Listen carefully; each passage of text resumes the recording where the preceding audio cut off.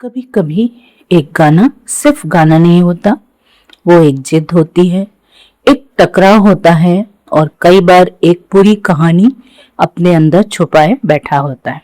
आज ऐसी ही एक कहानी है। मैं आपको एक गाना सुनाती हूँ। अरे नहीं, बस थोड़ा सा महसूस करवाती हूँ। शायद आपने सुना होगा। मेरे नैना सावन भादो, फिर भी मेरा मन प्यासा। अब जरा पीछे चलते हैं, उस दौर में जब फिल्में बनती नहीं थी, जी जाती थी। फिल्म के डायरेक्टर और प्रोड्यूसर थे शक्ति सामंत, संगीत था आर.डी. बर्मन का और लफ्ज लिखे थे आनंद बख्शी ने। स्टूडियो में सब मौजूद थे और एक बात बिल्कुल साफ थी, ये गाना गाएंगे मोहम्मद रफी साहब, क्योंकि गाना राग पर आधारित था और उस एहसास को, उस गहराई को रफी साहब जैसा कोई छू नहीं सकता था।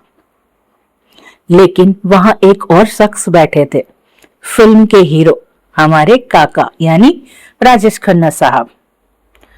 उनके मन में कुछ और ही चल रहा था। तब उन्होंने धीरे से कहा, जब फिल्म के बाकी गाने किशोरदा गा रहे हैं तो ये गाना भी उन्हीं से गवा लेते हैं। अब ये सिर्फ एक सुझाव नहीं था, ये एक जिद थी।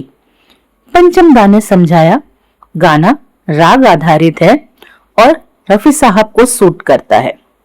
बात वही खत्म हो गई, सब अपने अपने घर चले गए। लेकिन कभी कभी बातें खत्म नहीं होती, वो सिर्फ चुप हो जाती हैं।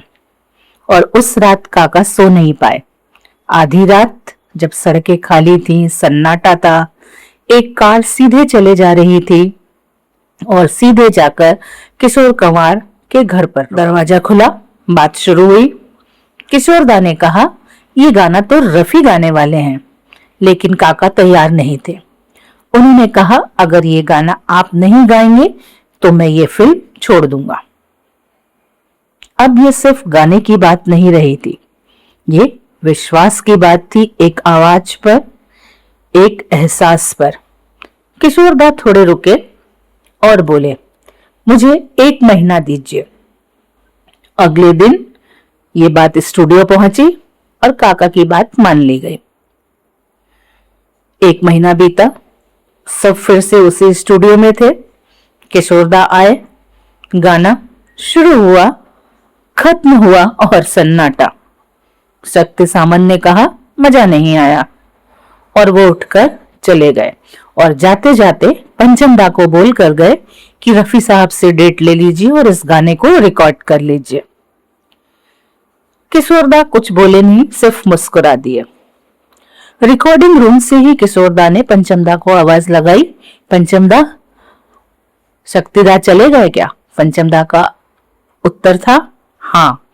किशोरदा ने कहा, ठीक है, एक बार और रिकॉर्ड करते हैं। और फिर जो हुआ वो इतिहास बन गया। एक ही टेक में वो गाना रिकॉर्ड हुआ, जिसे आज भी सुनकर समय ठहर सा जाता है। फिल्म थी महबूबा और गाना अमर हो गया। लेकिन अगर ध्यान से देखें तो ये कहानी सिर्फ एक गाने की नहीं है, ये कहानी है उस जिद की जो कभी कभी सही साबित होती है, उस भरोसे की जो दूसरों को भी अपने ऊपर विश्वास दिला देता है, और उस कला की जो एक आवाज में बदलकर सालों बाद भी दिल तक पहुंचती है। कभी कभी सही या गलत का फैसला तकनीक ही नहीं करती, एहसास करता है।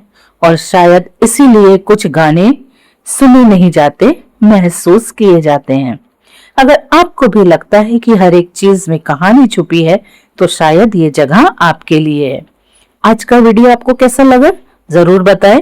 ऐसे ही किस्से कहानियों के लिए सब्सक्राइब करें द टॉकिंग आर्ट और जुड़ें अपनी आत्मा और भारतीय विरासत से।